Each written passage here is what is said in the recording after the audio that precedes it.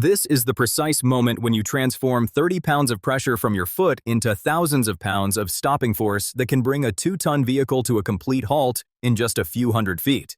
Every time you press your brake pedal, you're triggering one of the most sophisticated mechanical systems ever developed for everyday use. When your foot meets that pedal, you're not just pushing a simple switch. You're starting a carefully orchestrated sequence that begins with Pascal's law, the fundamental principle that pressure applied to a confined fluid transmits equally in all directions. This 17th century discovery makes it possible for a gentle press of your foot to generate enough force to stop a moving car.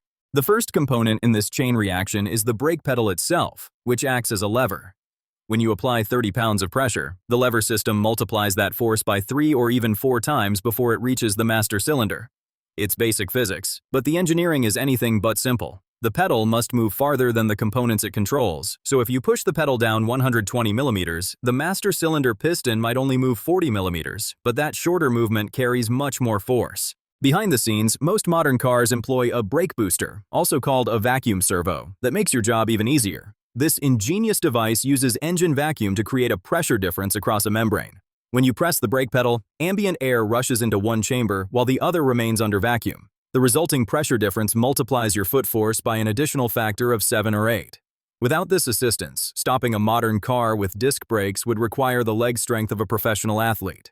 The master cylinder is where mechanical force transforms into hydraulic pressure. This component contains a piston that moves through a sealed chamber filled with brake fluid. As the piston moves forward, it pressurizes the fluid, and here's where Pascal's law becomes crucial. The pressure you create in that small cylinder gets transmitted equally throughout the entire brake system. A small master cylinder piston generates enormous pressure, enough to force brake pads against spinning rotors with hundreds of pounds of clamping force. But there's a critical safety feature built into every master cylinder since 1967, when the federal government mandated dual braking systems. The master cylinder actually contains 2 separate chambers, each controlling different wheels. In a typical diagonal split system, one circuit controls the front right and rear left wheels, while the other handles the front left and rear right. If one circuit fails, you still have the other to stop the car. This redundancy prevents about 40,000 accidents every year. The brake fluid itself deserves recognition as an unsung hero. Unlike air or gas, brake fluid doesn't compress under pressure. When you push that pedal, every ounce of pressure travels instantly through the brake lines to the wheels. But brake fluid has a vulnerability. It absorbs moisture from the air over time. As water content increases, the fluid's boiling point drops dramatically. During hard braking, when temperatures soar, contaminated brake fluid can actually boil, creating air bubbles that compress under pressure and cause brake failure. The journey from master cylinder to wheels happens through a network of brake lines and hoses designed to withstand tremendous pressure while routing around the moving parts of your suspension. The fluid travels to each wheel, where it encounters either disc brakes or drum brakes, depending on your vehicle's design.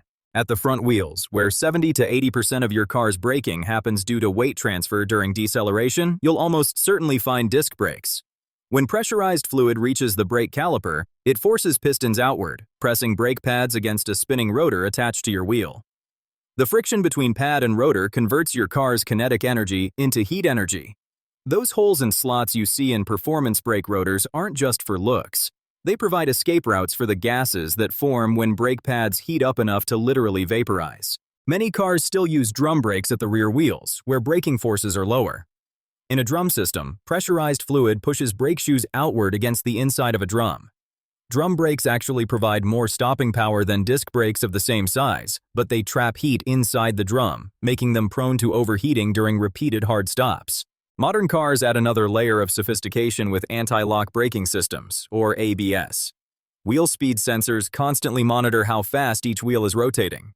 When the ABS computer detects a wheel about to lock up, it rapidly pulses the brake pressure to that wheel up to 15 times per second.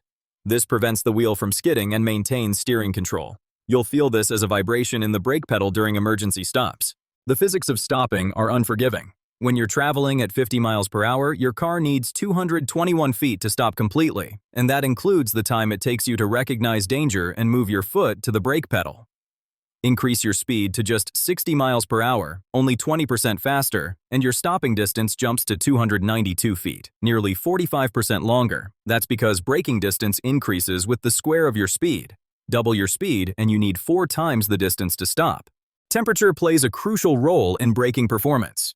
Research shows that brake efficiency can drop from 75% at normal temperatures to just 35% when components reach 200 degrees Celsius. Quality brake pads maintain their friction coefficient between 0.4 and 0.5 under normal conditions, but poor quality pads can lose nearly all their stopping power at high temperatures. The automotive industry continues pushing the boundaries of braking technology. Electric vehicles are revolutionizing how we think about stopping, using regenerative braking to capture energy that would otherwise be lost as heat. Some new electric cars can handle most of their daily braking needs without even using their friction brakes. Meanwhile, brake-by-wire systems are beginning to replace traditional hydraulics with electronic controls, offering more precise control and opening possibilities we're only beginning to explore. Every time you press your brake pedal, you're commanding a system that represents more than a century of engineering refinement. From Malcolm Loughead's first hydraulic brake patent in 1917 to today's computer-controlled systems, the goal remains the same: converting your simple foot pressure into the massive forces needed to safely stop thousands of pounds of moving metal. It's a daily miracle of engineering that most of us never think twice about until we really need it to work. Make sure you subscribe.